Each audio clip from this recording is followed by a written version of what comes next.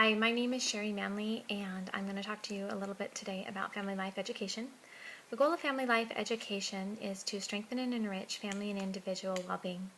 It was theorized that the changing conditions in society during the turn of the 20th century were causing problems for families and children, such as juvenile delinquency and increased divorce rates.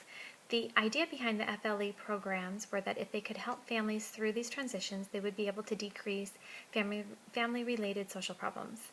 Because the family was seen as having an impact on society as a whole, it was important that the information that was current at the time be given to or taught to families in the hopes that it would help prevent family social problems. Family life educators are trained to bring the most current information in the fields of family dynamics, human growth and development across the lifespan, human sexuality, interpersonal relationships, family resource management, parenting education and guidance to families, as well as demonstrate competency in family law, public policy, professional ethics, and practice family life education methodology. This field has the capacity to have an incredible impact on individuals and families because they are well trained, have the most current knowledge available, and teach what is important to the particular group that they have at hand. With such a wide range of topics, they're able to personalize the information to the specific group and give them exactly what it is that they need to be successful. We know that the more knowledge and information that is given to a parent allows them to have the capacity to respond appropriately to their child, which in turn decreases family stress. That is another goal of family life education, help families to be successful and advocate for themselves. When a family is able to advocate for themselves, they will be more successful. Finding current and appropriate resources is sometimes difficult. A family life educator is trained to be able to sift through all of the information out there and find those that fall within the parameters of professionalism, meaning peer-reviewed and published in a scholarly journal. There's a huge difference in the works available to anyone with a computer. We are trained to find the best, most current, and leave the armchair psychology out.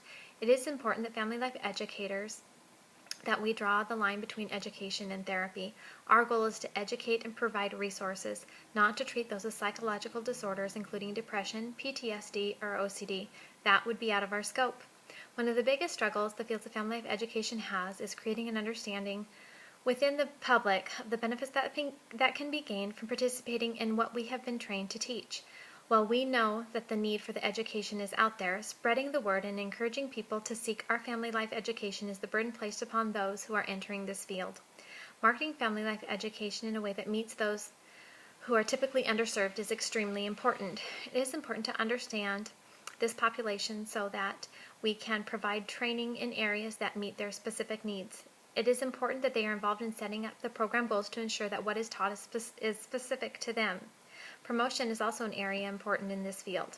Word of mouth is great, but if you are teaching a parenting class to teens, you might consider reaching out to alternative schools, hospitals, local WIC offices, and daycare facilities to make your reach as far as possible. Another consideration is the location and the cost of the program in which you are teaching. It is important that the program is located central to those that you are teaching. Local places such as libraries and churches are good options, and people in the community usually are comfortable there. There are two different costs that people consider before signing up for a program. One is monetary, and the other is the cost of time. We as educators need to ensure that both are appropriate. The time cost is something that I feel is very important. If as an educator you ensure that your program is specific to the needs of your particular group by involving them in the program goals, you are more likely to have success in your turnout. If the participants understand what they will be learning and the positive impact that it will have on their lives, again, you will have a larger group of participants. For me personally, the field of family life education has a huge draw. I admire the desire of the field to better the lives of people, not just those in the neighborhoods in which we live, but in the community as a whole, helping those who are underserved because of lack of education, poverty, and ethnic diversity can only help our communities. Another draw is on more of a personal level. I appreciate and respect the principles that guide this field. These principles not only hold the family life educator to high standards, but show respect for those who are served by the education that we are able to provide. The principles of empathy, agency, integrity, goodness, and the principle of readiness for change are just a few that I connect with personally. Empathy is something that we must have as humans, and even more so if we are in the field of trying to help people. Without empathy, how can you ensure that the curriculum you are training is appropriate and necessary for those you are teaching? You must be able to walk a mile in their shoes and see them for who they really are before you can honestly provide help. Agency is a guiding principle and is very important in my life. I need to be able, as a family life educator, to respect the agency of others. We cannot take away choices from those that we serve. We cannot take away their past or change how they react to situations. We can only give them education to make new and better choices for their future. Integrity in what you do and who you are is a defining principle. Having a set of standards that dictate what is right and wrong is an internal component of a family life educator. In this field, being able to have and show empathy for others and make choices that show respect for them as individuals and unique people is important. Teaching others to show empathy and understand feelings helps them to see others in a different light. Encouraging them to make decisions based on what they feel right in their heart is part of having integrity. Goodness is a healthy human feeling. It is what is inside of us that causes us to have empathy for those who are suffering, encourage cooperation in times of conflict, and helps us to connect with others.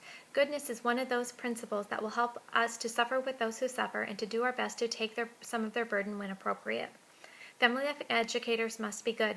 They must care about others so much that their purpose in life is to bring happiness and joy to families through education.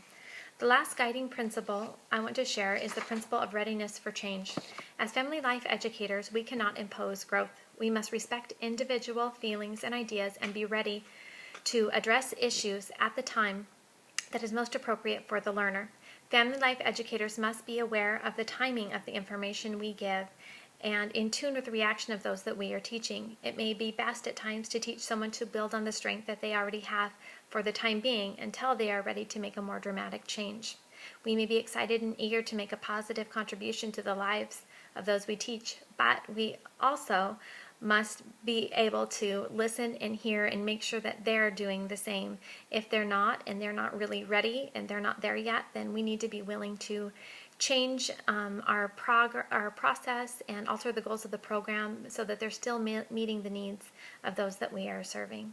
So that's just a little bit about family life education, and I hope you learned something. Thanks.